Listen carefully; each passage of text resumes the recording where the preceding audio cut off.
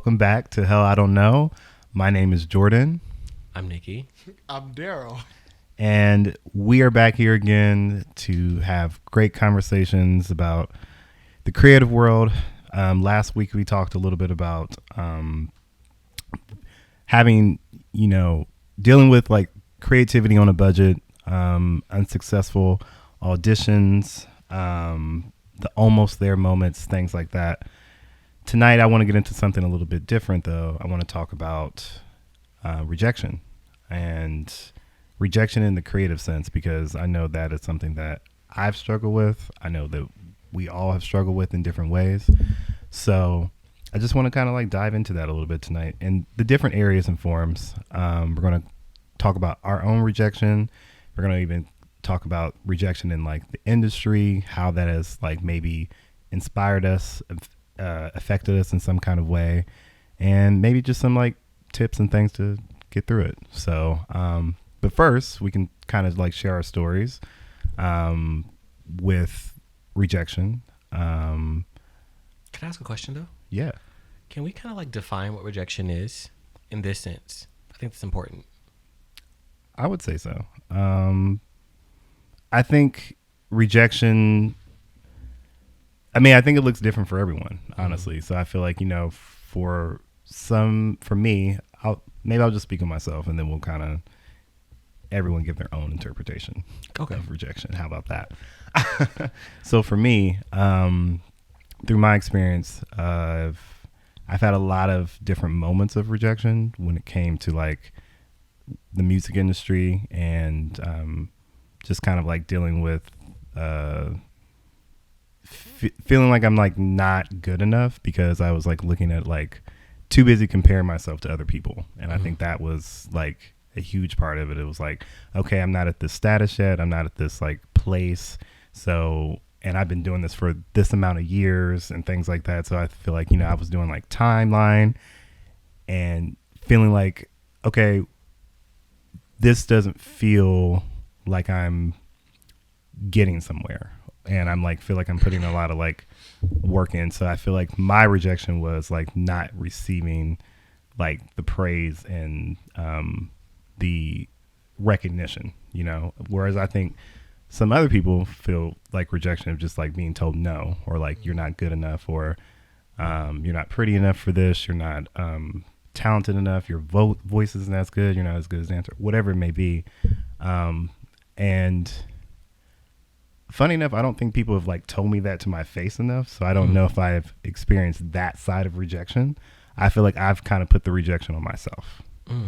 So, and again, the rejection of myself of not like being where I thought I was going to be. Like even like moving to New York City, I had a whole reason behind it was, to, cause I could have just stayed in Ohio, and just, lived a normal, life of just, regular job and just keep going with that. But I wanted to like do something in the music industry. I wanted to like make some kind of impact, because I think like that's kind of what we want to do.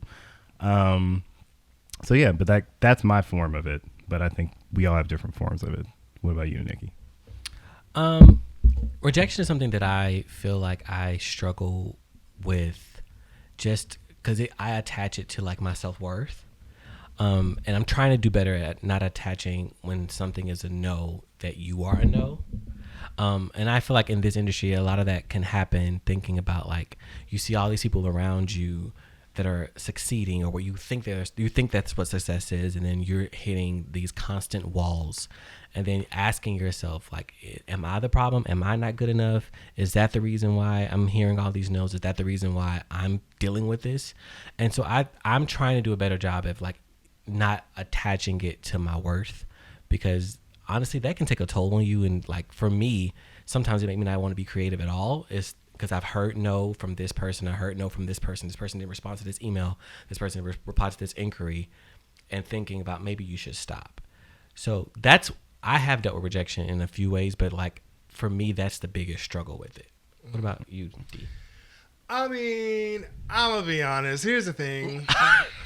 I have dealt with rejection in every single facet of my life. In every single facet, just like I'm pretty sure that most people have. However, comma, and maybe we were gonna go here too, but like I feel like rejection has a negative connotation. I feel like there's this connotation that rejection means something bad. It means, because the literal, I mean, do not quote me, the literal definition according to Merriam-Webster, I don't know about the wording, but I'm pretty sure that rejection is just like going after something and then not getting that thing. Or like having something prevent you from getting that thing, right? Or like some variation of that for all the, scholars out there. But I don't think that rejection is a bad thing. I think that rejection is a thing and it can be good or bad.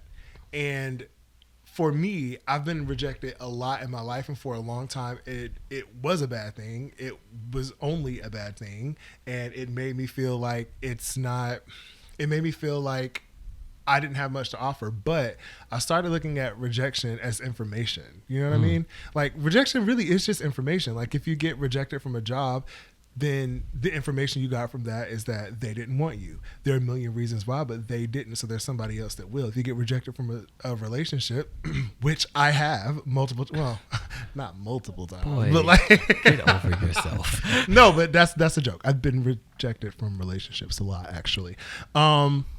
But if you get rejected from a relationship, that's someone that didn't want you. That's information. It's not good or bad. It's just information. So I just want to throw that out there because like I want to just like let it be known. My personal thoughts are that like rejection is what you make of it. Rejection is not necessarily inherently something that is going to impact you in a negative way. My question is, do you believe in all of the rejection? Like any of the words that have been said about whatever the rejection was, do you believe like what was said? Absolutely, because sometimes, again, rejection is information, and information can also be interpreted as feedback. So like and I'm sure we'll get into stories later, but I've been rejected from auditions before, and you don't usually get like feedback on auditions. Like you usually just like don't get it, and then that's it. But I did get a note from my previous agent. I was auditioning for something, and I got to finals for that, and then I didn't get it. And I got very valuable feedback as to why I didn't book that role. And I ain't gonna say why, but there's a reason why I didn't book it, or there's a reason why my name got taken out of consideration, and it was good enough information for me to make sure that never happened again. So yeah, I feel like that. Like I feel like I've definitely had that happen before, and I've gotten information, but like, yeah, I don't really think it has informed me of what I needed to know. But if you're asking, has it made me feel less than what I know I am? Before I was this version of myself, yes. Like before, when I was far less confident in myself, before when I didn't know who I was, absolutely. It made me feel like whatever they were taking away from me was valid. I no longer feel that way though.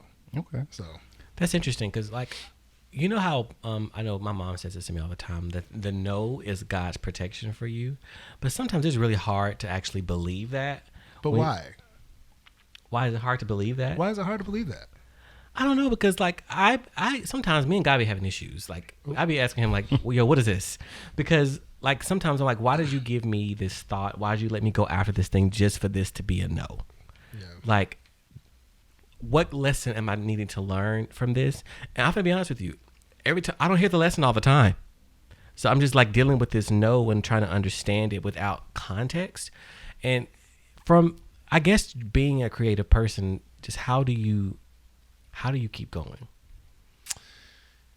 That's for anybody. Yeah. I mean, for me, I guess, because again, I'm like, I don't even know if I want to, say like the whole cliche, just,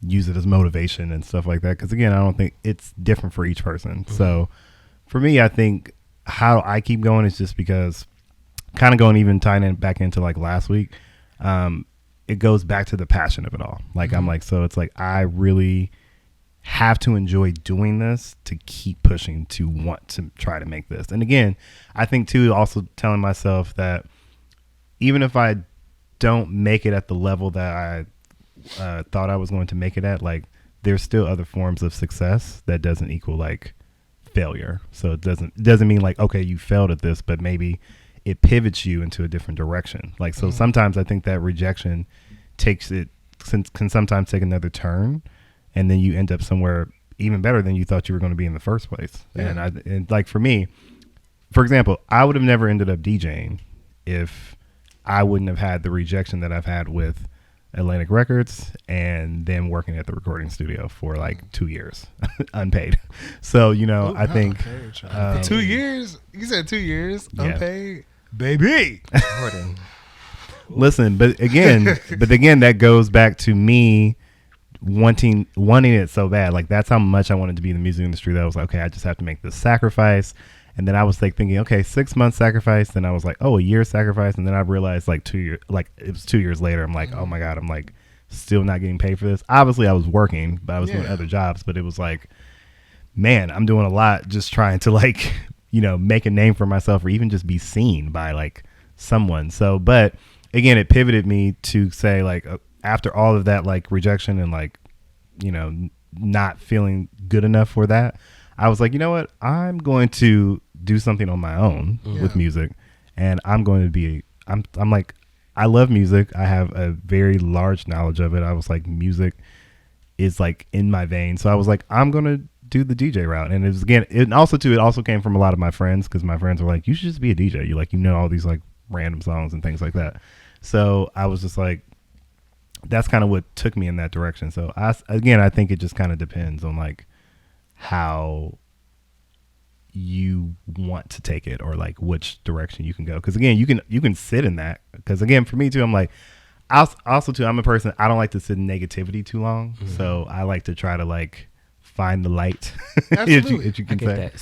Something you said has been sitting with me, and it's been bothering me. Ooh. Is the world is too expensive to be having folks work for free. And what I've noticed in this industry, like this artistic industry, a lot of times people want you to essentially, they call it paying your dues to get experience and X, Y, and Z at the expense of you. And I don't understand like how we got to this place where like corporations, because you said that's a studio, right? Yeah, it was a recording studio. And again, even too, when I was at Atlantic Records, it was an internship and it was unpaid. But like, even when I got past the unpaid, even once I got past to like, okay, you accepted the job, it wasn't affordable living for New York City. And that was even like back then. Like, how do they expect people to continue to do things like this when you're not paying them? Because or paying people them will well? continue to do things like that. Because That's exactly why. because again, because now you're in the circle. Because then it's this like creation of like, okay, now you're like you're surrounded by all these people. You are in the industry now. You're at the industry parties. You're like, you know, it's a lot of like smoke and mirrors, to be honest. Of course. And then that's how they get you. That's how they get you to keep staying around. Like you get to be a part of like, you know, have your name in the credits of this or whatever it may be. Or like you were part of making the song go #1 on the radio. Like any of those things have been. I mean, honestly, that's every industry. Every industry has like that base level where if you really want it bad enough, there is this preconceived notion of what you should do to get to that place. It's the same reason why like in the theater industry, you start out non-union and they'll pay you $150 a week to do, you know, to be at rehearsal. Baby, I've done a lot of those contracts. It ain't none of those shows on my resume anymore. But like that, literally, I have worked for $150 a week to work. You know what I'm saying? I worked at a theater called Barn Theater in Augusta, Michigan. Not calling them out. No, I did. I'm going to be 100% You've been honest. called out. I'm going to be 100% honest. It was an internship program, and I'm not saying it was good or bad, but it paid about $150 per week. At that time, I don't know how much they pay now or if they're still doing it, but that theater, I worked there and we basically were interns where we got to be in the shows as like mostly ensemble members, but some people were like leads. But then also we had to like clean up the theater and like be on props crew or like costume crew or something like that. We had to do literally all that stuff in exchange for equity weeks. Which was very valuable at that time because back in the day before equity was like open to anyone who had done a contract, you had to get a certain number of weeks or be offered outright an equity contract. So I accepted that gig because I knew that I was going to get like 14 weeks. That's major. Like that's major. There's a whole bunch of equity points. Mind you, we also had to pay rent. out of the housing that they gave us. What, $150 a week? It was With $150 a week. Yeah, we had to pay rent. I don't remember how much. How? I was gonna say how much was rent. I think it was like maybe $50. I might be wrong. A week? I don't. Yeah, I don't. No. Was it a week? I don't remember. It was either a week or a month. But I know we had to pay rent because I was like, wait, for real? It only really wasn't that much money. But then like we had to pay rent too. But also, I guess you can choose not to be in company housing. So that's also a thing. Maybe that's why I struggle with rejection, because I'm not doing this. Well, no, I'm not. Here's the thing. I will also say, I'm not saying feel about that how you will, but I got a lot of credits that summer. I got like 7 credits on my resume where I only had like, well, I had a few before that, but like I got like 7 credits on my resume. It was an equity house. And I got a lot of experience. I got to work with people that were more experienced than I was. So you take the good with the bad. I also think that like, I personally don't think anyone should be working for that amount of money, if I'm being 100% honest, but they were very clear about the fact that it was an internship, and internships can be paid or unpaid. Exactly. And we all chose to do it. So like, Can I ask you a question? Mm-hmm. Do you think how do I word this? You had the privilege essentially to be able to make that small amount of money to be able to take a contract like that. Mm-hmm. What about these artists out here who don't have that privilege to take contracts like that, because they still have to be able to live, and they know $150 a week is not going to be enough to sustain them? No, I agree. Like, how do people in those positions like operate in industries like this that are this expensive? It's difficult. I don't even, honestly, I don't know. I don't know. Because I agree. It's crazy. That's an extreme. Like, even you being able to do an unpaid internship, there was also a point of privilege where you can actually go out and do something else and still be able to do that. $150 a week in New York City it's criminal, honestly. Well, I don't think anyone. Well, actually, I shouldn't say that. I don't know. I was gonna say I don't think anyone would be paying that in New York City, but again, I don't know. Maybe. I don't know. And then what I've also noticed is that people who put up these unpaid internships or these low amount of money, they require you to work like you working, giving them like a full-time job yes. at $150,000 a year. Absolutely. Yeah, because they want you to prove yourself. They want you to, they want you to show how bad you want this. Like, I remember the person I was working for was like, I know this is unpaid. I know this isn't like, I know you have to make a living, but like, if you work hard enough, all of your hard work for free will pay off in the long run. That's bullshit. Which obviously it's bullshit, because I'm a standing testament that it's bullshit right now, because that's not the case. So. Y'all better than me, because I would have asked him this question. So how did you get started? Did you get started with this? But a lot of here's the thing. That's why. Sorry, I cut you off. No, go ahead. So at the place that I was working at, there are a ton of people that have been very successful in the industry that have started off at that internship. Exactly. Like, they had a book full of people. Like, I mean, go look it up if you want to, but like, serious names in the industry started off with these roles. And I think that that's part of the institutionalized problem. It's like, we have this like, this system where people come in and they do these things, and it kind of becomes the blueprint for how to be successful. Like, it becomes the blueprint, because when we at 22 years old, I knew I was going to be working for pennies. I knew that. I was 22, I think, when I did that contract. I knew I was going to be working for pennies, but the groundwork and the blueprint had been laid that that's what you do in order to move on and be successful. And in a lot of ways, it does work out for people, but also in a lot of ways, it doesn't work out. Like, a lot of people just no longer do it anymore because they can't sustain it. And that's, I understand that too. But I think the response to that is that I think some way that dynamic needs to change. That path to success needs to change, where we are making people, or we're expecting people to pay their dues by basically working for free in order to have a possibility to have a career.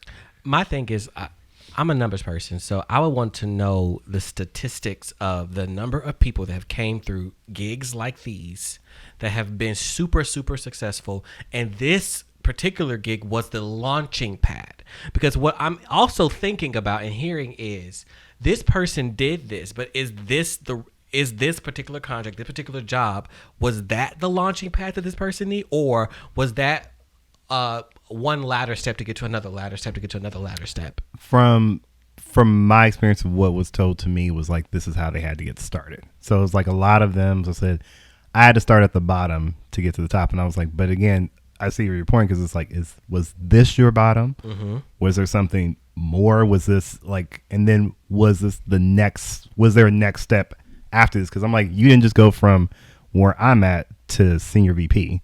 Yeah. You know, it's like that's not how that works.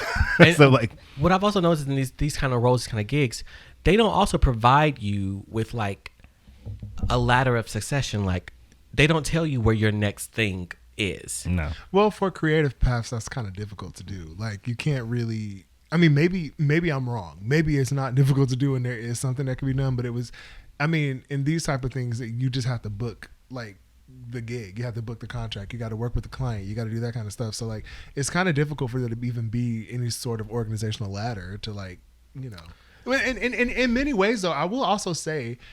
There kind of is in a way, right? Like it's by no means foolproof or like the groundwork for everyone, but there is kind of a ladder of like you come in, you do your gigs, your non-equity for theater at least. You come in, you do your non-equity gigs, you do that, you get some roles on your resume, you start being seen for bigger things, you eventually get your equity card, you do that, and you start working for bigger theaters. I mean, that is kind of like a ladder to success in like that kind of industry, or you can just continue to do the same work at the level you're at and just keep getting paid that way. But I mean, I think that's the best you're going to get in a creative industry with like a ladder for where you move forward past these things. Why is your face like this, Nickie? Because I'm sorry. It's really hard for me to process this because even at my current job, we talked about starting an internship program. And I asked my bosses, I said, what is the next step after this internship? Are we hiring these people on full time after 6 months? Are we just are we hiring these interns to do this work we don't have time to do for 6 months? A lot of times they say it's experience, like for people to get experience and add this to your resume. Bacon is $12. Bacon is $12.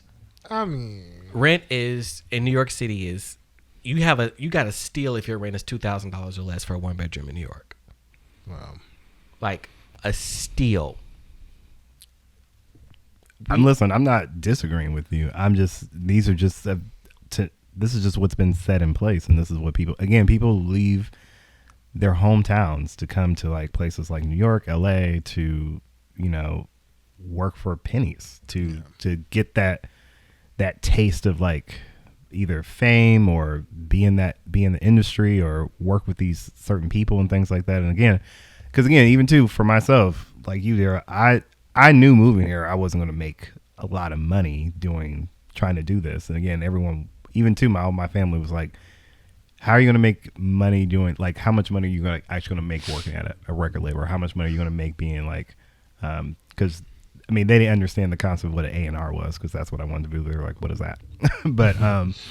but you know, they're like, how much money are you actually going to make like this? And I think, and again, that's how I knew. I was like, this isn't going to be super profitable, but I was thinking about like the long run, and I'm thinking in the long run that it would be, because that's, you know, because I'm also thinking like, I'm going to make it, you know, because I'm having this I had this whole vision of how New York was going to go before I moved here. I think a lot of people do, and then you get here and sometimes it's not exactly how you thought it was going to be.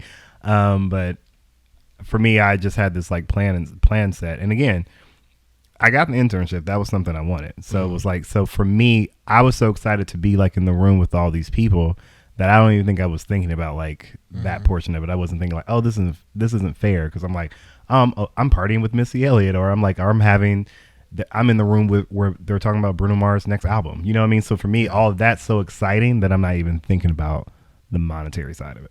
And also, do y'all think this is also like a generation thing?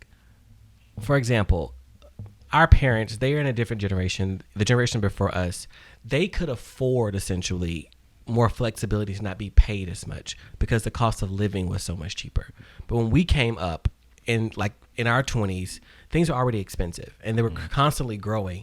Do we think that this mindset that people have now that you have to climb the ladder is solely based in the way they came up, or thinking about like, where are we in the world and how to effectively do this? I think it's based on how business has always worked. Like the way it has worked is and the way it will continue to work unless some Deus ex machina? Is that how you say it? Like it's so I don't know like what you're talking something about. comes out One of those words. you have a doctorate. Unless Not you just putting my business out. Okay. unless your email signature is literally Dr. Nickie Floyd. So don't do that. You put your business out there. That's my professional email. Anyway, Thank you. anyway, no, I think that is what the structure of business is, and unless something comes out and just changes that in totality, the structure of business is menial task, low paid work, and you accept that until you get something better. That's what the structure of, some could say capitalism, some could say business, whatever. That's just the structure that has worked and will continue to work for those of us that are in positions for it to work for. You still do not seem satisfied with these. I'm not, because I think it's criminal. I think you're robbing people of their Are you livelihood. feeling rejected?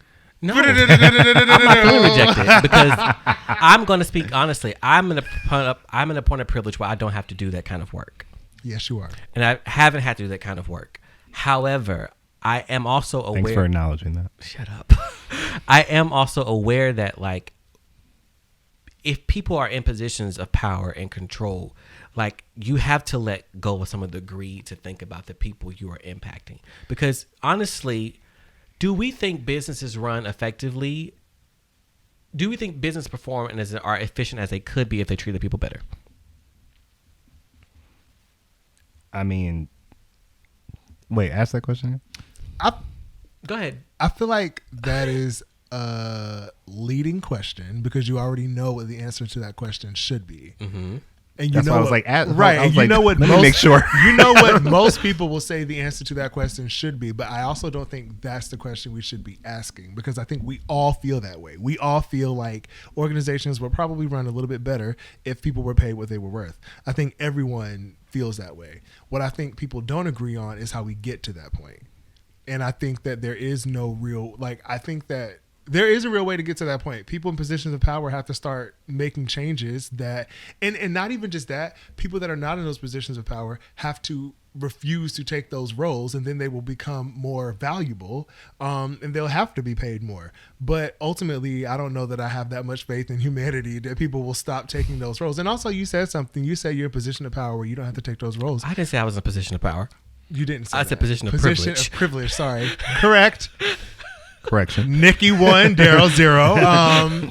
So you are in a position where you don't have to take those roles in your chosen career outside of the creative industry, but you have done things that have cost you money so that you could get experience. That's very true. So even you, it's just what we have all accepted is the way to get into what we want to do creatively. Yeah, but I'm not saying it's right. I'm just saying that's what we do. I really want this to change.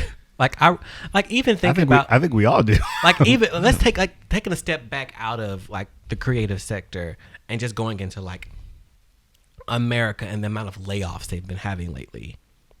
I was doing some research, and people will say that layoffs are happening not because the company doesn't have the money, but their shareholders want to protect their investments and make sure they still have a profit coming in. Mm-hmm. I mean, that's how business works. I understand how business works, but you want to make sure that your profit is increasing year over year over year, where some years you can just not break even. Mm-hmm. Because honestly, if you have millions of dollars to invest in a company and you get a return on that investment year over year, but you are willing to say lay off 17,000 people so I can get my $600,000, I have a strong issue with that. Why do I have an issue with that? Mm-hmm. It's because I don't think people are disposable like this. You don't? We shouldn't be. Do you think that means people are disposable, or does it mean that the current role in the infrastructure of that business is no longer necessary, and so it's important to make a financial decision that impacts the business overall? Is it because their role is unnecessary, or is it because if the role was necessary, they wouldn't be getting laid off? That's not true. Unless it was truly a financial thing, unless they truly could not afford to keep them on staff. If it was an essential role, they wouldn't be getting laid off. I'm going to push back on that because I've been in corporations, I'm not going to say which ones, that I've been in meetings. First of all, layoff meetings happen 2 or 3 months in advance. They do. And a lot of times these conversations are saying, in order for us to do these layoffs, we're going to have to call this a restructure to where they rehire these roles and rename them and bring them on at a cheaper rate. Well, yeah, well, that's what I'm saying. Like, but it's still what I'm saying is that, like, even if it's an essential role, if they're paying you too much or they feel like it's not good for their bottom line, they will get rid of you and find somebody else. What I'm saying is that ultimately, if you are integral to an organization, you will not be let go. If you are not, to them, you will be let go, which is why I say, don't be giving your heart and soul to these organizations. That's why I'm saying, like, I look at employment as a relationship. I'm getting what I need from the relationship, and you're getting what you need out of a relationship. And I think millennials in general, and Gen Z. Which generation are you talking about? Above or under this? Under. Gen Z. Damn, I'm stupid. But like, I didn't say you did. Stop it. I think that millennials and Gen Z are catching on. I had a conversation with my dad the other day about like how he was like, "You're so comfortable like leaving and going to another job," and I was like, "I absolutely am comfortable leaving and going to another job because I understand. I've been laid off before. Like, I understand that this is a situation where as soon as they don't think I'm valuable, I will be out the door.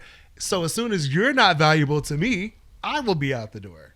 And I think we all need to have that mentality so that we can continue to use the job market as a way to propel ourselves forward and not take it personally when those situations happen. I know we got a long way off of rejection. We did. But No, that's fine. This is, I like this. I like this. I actually, because I've been laid off before too, and both of you guys know that was a rough time for you. Wait a minute. It was a rough month. Shut up. But like, I think, but I know it was more. I don't think it was rough for you in the sense of like what other people would find it to be rough for. So I would love for you to explain your reason why you find it. I was actually about to give you some credit and a shout out, but I feel attacked now. I'm just playing. I'm just playing. But like you told me, you said, Nickie, you are fine. Your ego is bruised. There we go. Well, that's what I was getting to. So okay. It's just a little different. It's a little different. But like I get what you're But he said your ego is bruised. And I think honestly that is the truth because being laid off from that job was such a blessing. Like I was talking to one of my coworkers who was just laid off from that job this week and her mom is going through some things right now and she was just like, I was really hurt and depressed at first. She said, but Nickie, being laid off from this job, she was like, I feel like a weight is lifted off of my chest. So I guess that kind of goes back to the beginning of like, because being laid off, I felt rejected. But going back to sometimes, like, I guess, thank you God for telling me this, but like that piece of rejection is what made me see that you weren't happy, that this is an ego and this is actually a blessing. Because then, yeah. But again, this goes back to what I was saying earlier. Sometimes rejection leads you to the path that you actually are supposed to go down. So it's like when you're questioning why is this happening, you might not know instantly in that moment, like in like the next day, the next week. You might not even know from a year or two from now, but it will eventually show you the path that you were supposed to really be on, which was usually not that thing that you were so hurt to be rejected. Yeah, because I mean, day one I walked in that job, I was like, ooh, I should not be here. Well, here's what I will also say. I didn't say it when we were talking about it originally, but like now that we've kind of circled back a little bit, I feel like you asked the question, how do you handle rejection? Or how do you move on from rejection is what you said. Mm-hmm. And I was like, I feel like you just make the choice, right? Like you just make a choice. Rejection is a thing that exists and it is just something that happens. You attach the emotional aspect to it. So like you being in that situation, you absolutely chose to be like, I mean, you were upset for a little bit because your ego was bruised because you felt like, how is someone going to get rid of me? Okay, calm down. I was not doing all that. And I'm saying that because I got laid off right before you did. Like, was it right before? Or was it like, you got laid off the year before I did. It was a year before I did. I got laid off with no, and I feel like mine was worse. I'm just going to be honest. My layoff was bad too. No, mine was not compare. No, mine was. We're not going to compare layoffs. I'm going to tell you really quickly. I'm going to tell you how I got laid off. I ain't going to say the company because I ain't going to do it. But this is not a theater company. This is a tech company. But literally, I woke up that morning and my coworker had sent me a message on Slack and was like, "Hey, did you get a message in your inbox?" And I was like, I don't know. I ain't checked my messages yet. And then she was like, "Go look at it." I go and look at the message. The CEO of the company, who barely spoke to anyone that wasn't like, executive suite, the CEO of the company had issued out a company-wide video saying, I'm so happy with the growth that we've exhibited over the past few years, whatever, unfortunately, we're going to have to do some budget cuts. So 20% of the full-time staff will be getting laid off by the end of the day, and HR is going to reach out and let you know if you're one of those people. Now, he said it a lot nicer than that, but that's exactly what he said. The day of. I didn't know that layoffs were happening. I was in a meeting leading a team about an event I was planning, and I get an email from HR says immediately. And so I got the email at 1:13. I had a call with HR at 1:30. Maybe. Well, I didn't get laid off from my job, but I'm curious how you guys feel about this, because I'm hearing how it happened for you and how it happened for you, and at my job.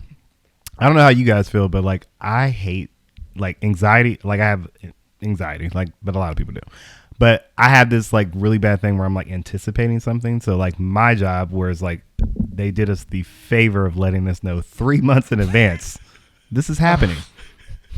But it's to me, because there's like this thing of like, well, at least you knew, so you can have time to prepare in case it is you. But it's like, one, finding jobs is not as easy as it was before now, and then two, I think I just don't like that waiting period, because it was like literally all the way up until that day, the only thing that everyone at our job was talking about was like, I wonder if we're gonna get laid off. I wonder, things like that. I would prefer that method though.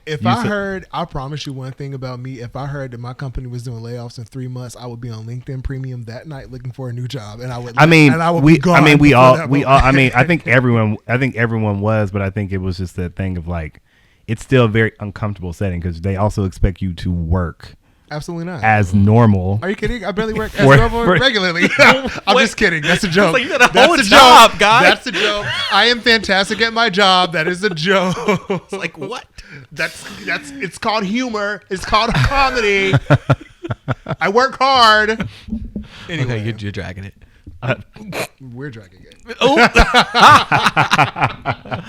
But I would almost prefer, like, say for instance, say my job would have told me 3 months ago, like, not my current job, I love my current job, I have a great time, but my old job would have said 3 months ago we're doing layoffs.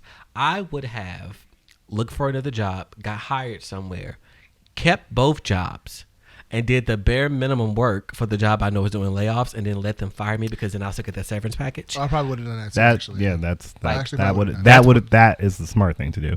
Trust and believe though, I definitely had jobs on deck. Like I was like, oh, we're not going to be without. But I know some people that were just like, this was like their end all be all. So it was like they were just in hopes and prayers. But you know what else I will say though? Like, and Nickie knows this, like, although I was not expecting to get laid off from that job, like, at all. Like, it was literally such a surprise. Well, especially the day of. It actually ended up being a really good thing for me. Like, it ended up being... Let's share those stories of what happened. Yeah, I will. So, I was working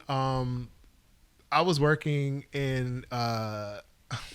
I ain't gonna be specific about that. I was working in a capacity over the pandemic for a tech company that was like rising because of the pandemic, and I got laid off. I was working in L&D, and L&D/project management, and I got laid off. But also as an actor, luckily I had a gig in New York City that was starting 2 months after that, so I knew I had that contract coming up to like suffice me, and they paid like okay, and so I was like, all right, so I just got to make it through 2 months before I start getting another paycheck. And luckily, even though I got laid off, I did get severance. It was 1 month's pay, so it wasn't like amazing, but it was something. But I had that contract, and during that contract, I was just thinking, okay, when this is over, what the fuck am I going to do? I don't know how I'm going to make money. I was like, should I go back to temping? Should I da-da-da-da-da? And true story, I started looking up what I looked at was, okay, I now know how easy it is for me to be laid off out of nowhere. I need to develop a skill that I can do with or without a company. So I learned digital marketing, which, by the way, I think all creators should get into digital marketing because it is almost a recession-proof job. It ain't going nowhere. You can go into it and you can work for yourself. And I started learning aspects. I started learning email marketing, paid advertising, SEO, CRM, all that stuff. How long did that take you? It took me... From the moment I enrolled in a course, and that took me about 2 months. I was a swing in an off-Broadway show, so I had a lot of time on my hands. I want to. My memory is like 5 or 6 months from starting the course to getting hired. Right? Yeah, from starting the course, it wasn't like from starting the course to me getting hired was about 5 months. I started the course while I was doing the off-Broadway show, and I would like do it backstage while the show was going on unless I was needed. And then after that, I looked up, okay, I need to get experience in this so I can get a job and I can tell my employers that I have some experience. And so I looked up programs, and there's a program out there called Acadium that like offers digital marketing apprenticeships where you do work for free, but a lot of those contracts, it's a 3-month contract where you work with a business owner on their digital marketing. And a lot of times that turns into job offers. And I ended up doing 2 through them. I did the first one for 3 months, and then I was like, bye. And then we both were like, bye. But then the second one, a month into it, I felt comfortable enough to go out and start interviewing. And I think I was only interviewing for like maybe a month. Like, yeah, it was real quick. It was maybe a month. I had no experience prior to that first course that I took. I had no experience.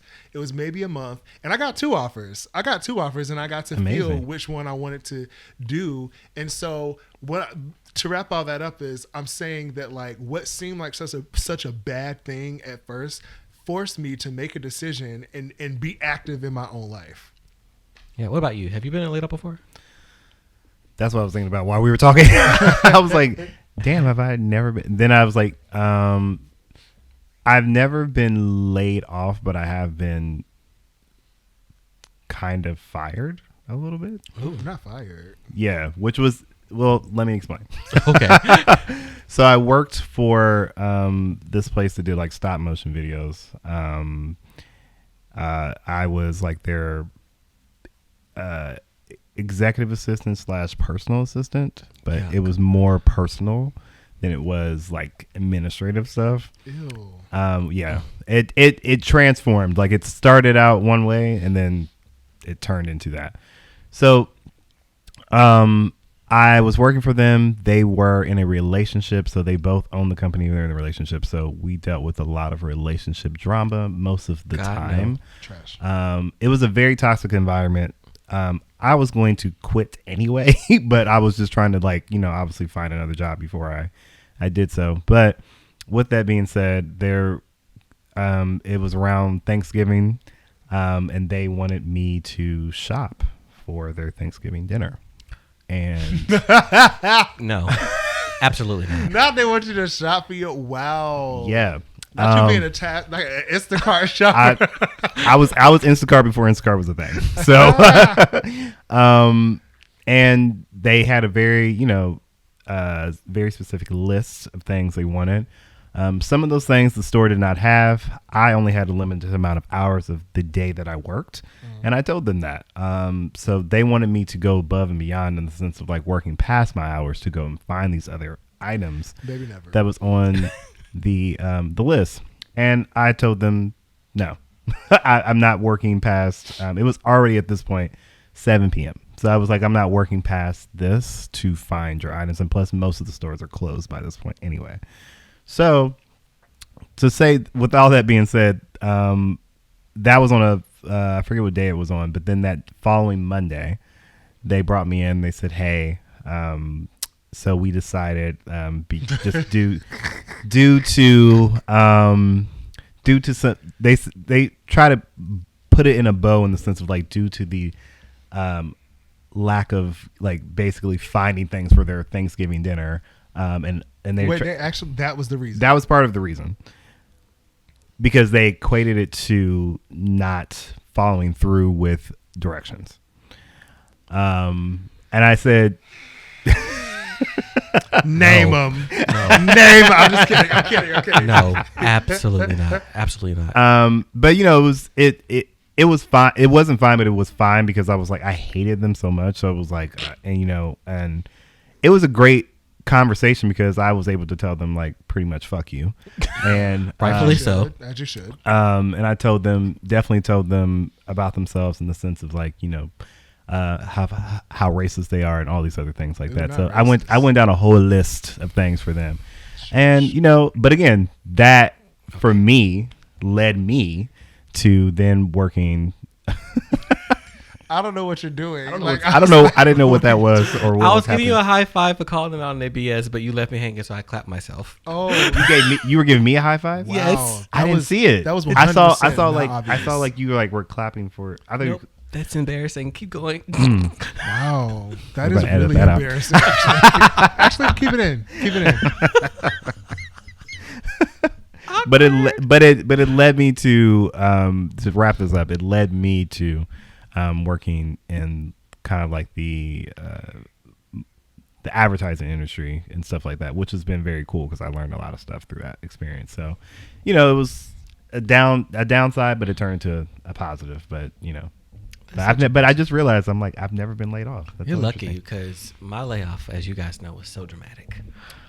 Yeah. I mean, I made it dramatic. I'm glad. But yeah. the other thing is, without getting too, because I ain't gonna tell your business today. What are you about to say? I feel like that was also just like you and that company needed to part ways. Absolutely. That was like 100%. like you were not a good fit for that company, I wasn't, and that company wasn't a good fit for you. I was, as you guys know, I was so unhappy, and it's so funny because like I was battling, and I guess this is kind of like I don't know if it's. I would say this is a black thing, at least from in my eyes, is sometimes where we say we should be grateful for this and we accept this type of thing. And if we look in like the history, black people are always used to accepting scraps, quote unquote, because you have something. And I'll just be honest, that was a 6-figure job working from home. And I was like, I'm 30 years old, how many places will I be able to get this and work from home? And some days I don't have anything to do. And like, as you guys know, Darrell, you would say all the time, do you work? But like Valid question. I was grappling with like. You work a lot more now. I do work. I work so much more now. But like I was grappling with seeing like I should be grateful for being here because I'm not having to go into an office every day. This job was out of California, so my work day wasn't starting until 11 a.m. Now they can look at your LinkedIn to find out who you're talking about. Look at it. I don't care. But knowing that like going into that place, I felt so devalued. Mm-hmm. I felt like, and it was so funny. Like I don't care. I wrote an entire proposal for these people to get $140 million from the donor. The proposal was accepted. All of my ideas were accepted. And the week after they got that money, that's when they let me go. Mm. And at that point, I was just like, how dare you? Yeah. Got him. But again, it's so funny because again, going back to the whole thing of rejection is like, sometimes, I don't know if you guys feel this way, but sometimes there's a voice in your head. I think it's the Lord saying, this is not the place for you. And that was said to me initially. But I do believe had it not been for that place where I am right now, I don't think I would have gotten, because I called both of you guys about my current job when they reached out for an interview. I think I called you having a whole panic attack. Like, oh my God, it's so similar to my current, well, to my past that I don't want to even do the interview. Mm-hmm. But it's sometimes like God allows you to get those stepping points to get to where you're going. So I retract that. Sometimes rejection is a good thing. Yeah. See how we got there? We did. It took an hour to get there, but we're here. Rejection is what you make it. It's a thing. It can be good or bad. Yeah. It is. Really quick before we wrap everything up, I did want to ask you guys, can you guys just give me, I just want to connect it all. Can you guys just give me like an artist or just somebody in the creative world that has shared a rejection story that has inspired you? Doesn't have to be a long one, just anyone. And I'll just say I've had a few. I think it's just been a few people over time, but I'm like, I've heard so many different stories. Again, we talked about the Michael Jackson, watching the Thriller and how he made sure that his music was seen past just people of color. He wanted to make sure like white people heard his music and stuff like that. Beyonce was told that her debut album wasn't going to have any hits on it, and she had five. You know, SZA was somebody that, you know, didn't even like plan on being in the music industry, and she just stumbled upon it. But like, you know, she was told no in so many other avenues, and that led her to this place. So it's like, who if anyone was somebody that inspired you in that sense? Honestly, there's a lot to come to mind, but the one that is recent that I feel so proud of, I feel like a big brother, and I hope she sees this because we're going to be siblings now. Coco Jones. Coco Jones, I have been very much aware of who she was, and I think she's probably like almost 10 years younger than me, to be honest. Like, I'm 34, so she's probably like, what, 20? I think her like 26. Oh, she's 26? Yeah, she is. Oh, I didn't realize. Well, she's not, and I would consider my generation, so to speak, right? Like, I didn't grow up with Coco Jones, but I have a cousin that was like obsessed with Disney Channel, and I used to watch it with her, a younger cousin, and I would watch her on Disney Channel, and she had this song called "Holler at the DJ." Do y'all know that song? Yes. Oh my god. My cousin, that song went triple platinum in my aunt's house, like that. And I was like, who is this little black girl on Disney Channel? Like, she's doing it. And then she had a Disney Channel movie, and I remember seeing her on a couple shows, and then nothing. Like, I didn't hear anything from her for a while, so I forgot about her until I think I forgot about her until the Darrell show, like and I saw her. I was like, "Oh, come on, Coco!" Yeah. And then like the Bel Air thing, and she's spoken about this on the Darrell show. She was like, you know, apparently she's supposed to have her own show on Disney. That didn't materialize. Her music, apparently she released a slew of music between that Disney point and then like where she is now that like a lot of people had never heard. Yeah, I didn't realize that either. Right. I was like, wow. And it didn't really take off. But God, let me tell you, when she got that opportunity now with Darrell and Bel Air, she has really taken that and just like really transformed her career. And I feel like she has really turned into like this huge artist that I am so immensely proud of, and like I feel like that's my little sister in my head. So Coco Jones, congratulations. You probably ain't never gonna hear this, but if you do, just know I think you are stunning, amazing, and honestly inspiring for that perseverance, because she easily could have been like, this ain't for me, I ain't gonna do it. And it was a good amount of time between her Disney days and her success as an adult artist. It was a good amount of time. Enough time to where someone could have just put in, you know, just said, forget it, I'm not going to do this shit anymore. She could have stopped. But she kept going, and she said, y'all going to listen to me.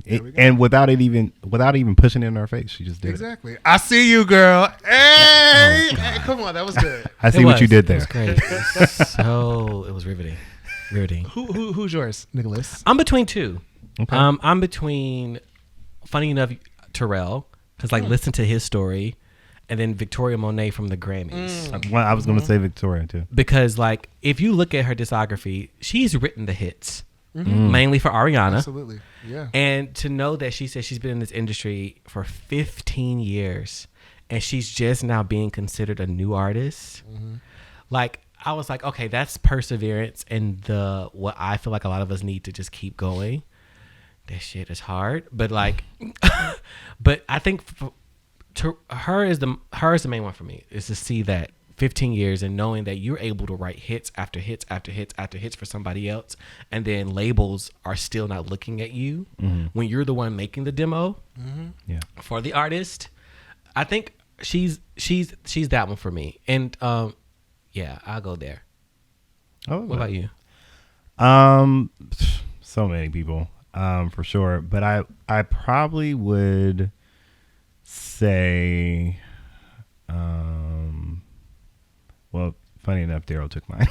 Oh, did I really? Yes. I'm So sorry. that's why I'm trying to think of another person. Money Long. Money Long. That's a great Do y'all example. remember her when she was Priscilla Renee? You Yes. talked about her as personally, yeah. That's the thing. So the thing with her was so interesting. I was like, I actually had Priscilla Renee's album. Same. Like, so it was like, my God, I love that because I didn't know anybody really knew. me either, and that's so cool that you did too. And I'm like, so she was somebody I actually like really fuck with a lot. Like I was like to her, I was like, her pen game is amazing. When I realized she wrote like songs for Rihanna and like so many other people, like I was like, her pen is like on point. And again, at the time, I wanted to be a songwriter, so it was like, so I was always looking for like songwriters stuff, like because you know I loved her, I love James Fauntleroy, like people like that. I just thought were like super dope. But then I kind of forgot. I like obviously forgot about her, and I didn't. Then for a period of time, then she popped back up because I knew she was like making like country music or something like that. And she was like a country artist for a little bit of time, which I was like, oh, that's cool. And then all of a sudden, like Money Long was the thing. I didn't recognize her, so for a while, I was just like, oh, this is cool. I heard the Hours and Hours song, and then like stuff like that. And then I read, like this article came out about her after she like Hours and Hours blew up, and then it said like formerly known as Priscilla Renee. I said, what? I was like mind blown, and I was and then just hearing what I think she said like no one wanted a tall or something. She described like what she looked like, and they said like no one wanted her as an artist, so she had to essentially change like her look and even her sound and things like that, because you think about it, she kind of stripped herself back to. If you go look at like. Anybody who's listening to this, go actually listen to her previous music. Like first of all, she was like quirky. Bacon. Do you remember Bacon and Eggs? Yes, that was literally my favorite song. To me, she was like, she gave me like Tierra Whack vibes. Yes, like back then. Yes, like, but if Tierra Whack was just a singer, exactly. It was almost like a quirky, awkward black girl a little bit, and is honestly nothing like Money Long. Like it is a completely different vibe. Even the way she sang sounded different. It's different. And in a lot of ways, like I low-key hope that she goes back to that a little bit, but I do also see how that was not. It's unfortunate. When I say I see how this happened, it's only because I understand how things work, not because I agree with it. But honestly, like I see how nobody was checking for her then, because like, unfortunately, but fortunately, like there are trends in music, and there are things that people like to listen to, things that people like to see when they hear their music, and unfortunately, that's not who Priscilla Renee was. But Money Long. She's more palatable. She's more marketable.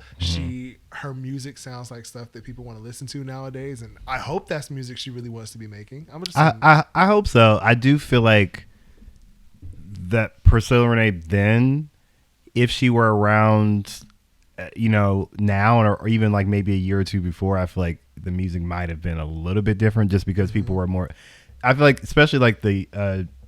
Gen Z, I feel like they accept a lot more like unique, quirky things and stuff like that. So I think ahead of her time. Exactly, she was ahead of her time, but she had to strip herself back a little bit for the whole masses to hear. And again, I love her success. I'm happy that she's being recognized and stuff like that. But the real ones know. Priscilla Renee was where was that? There's also one more person, but her career has been like a. Oh. I'm not being shady, but like Tamar's career was like that. Tamar started out as an artist. She started out as an artist in the 90s, and like she had a song on Kingdom Come, and she charted in the top 100, and then radio silence until the Braxtons, and then like Love and War was huge. I guess that's fair. She got Grammy nominations, but now it's like it's. I mean, true. That's true, because that was a glow up, because like Love and War was huge. Like that's actually. I honestly, I would die on this hill. Tamar actually has some really good R&B albums. I don't think anyone would disagree. A lot of people look at her personality though and say they never want to give her like credit, but like I agree. The personality and the music is two one thing different about her, things. you have to separate those. You completely have sure. to. I like her personality, but I do too. I think she's funny. I can see how it could be polarizing. It would be difficult for people to separate that from her music, because she honestly, in my opinion, Tamar Braxton has one of the best voices in the R&B industry. I would agree with that. Period. And I think that she should be heralded a lot more as a vocalist as she actually is, and I think that's largely because of her personality. Yeah, Tony even says that Tamar is a better singer of all of them. Like that's what her sister, living legend Toni Braxton, says. And honestly, if you listen to Love and War, Calling All Lovers, those are two great R&B albums that Tamar is really like singing on. Absolutely, she's singing. Yeah, no, I will never deny Tamar her talent for sure. And again, I don't think anyone will argue with you about that. I think if anything that rubs people the wrong way, it's just some of her. It's her antics. I think if she like, and I'm not saying she should, but I think that, and this is all up to whether she actually wants to or not, but I think that if Tamar like kind of like stayed out in the limelight and off of Instagram for like, I agree with what she was saying, but I'd be like, girl, like they gonna argue with you.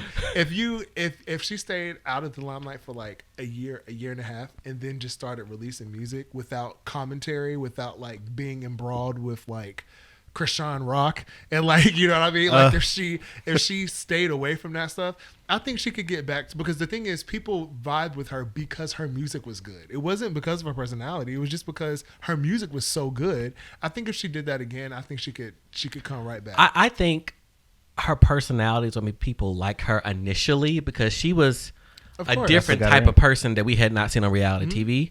And then I think when people heard her sing, I was like, wait a minute, this hoe actually can sing. Yeah. And I think it's just people were like, oh my God, Tamar's always into stuff. But then I think people also didn't realize or have forgotten that she already had music before. Yeah. Because I think some people were introduced to her musically through Love and War. Yeah. And people didn't even realize she had like a whole, like, because they were like, wait, this isn't her debut album? I was like, nope, no, she already had one. I actually never heard any of from her. Have you seen Kingdom Come? No, I know that song. People used to sing that in church all the time. You gotta try me, that song. Even though you hurt. That's the bridge. Anyway, that I heard that song, but I knew she had an album. Don't want to love me, something like that. That was like also a hit.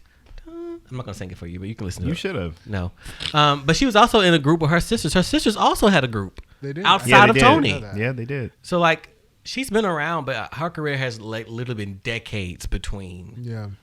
Yeah. Like Love and War was 2013. That was a decade ago. For your glow up, we love it. All right. Yeah. This we love supporting. It's fine. We love celebrating our Black queens.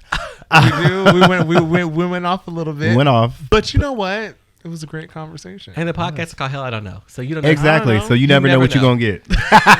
We might be talking about cryptocurrency next episode. Not going to jail for you. All right. And on that note, this has been fun, guys. All right. Thank you guys so much for tuning in. We will be back again very soon. Have a great night. Bye, guys.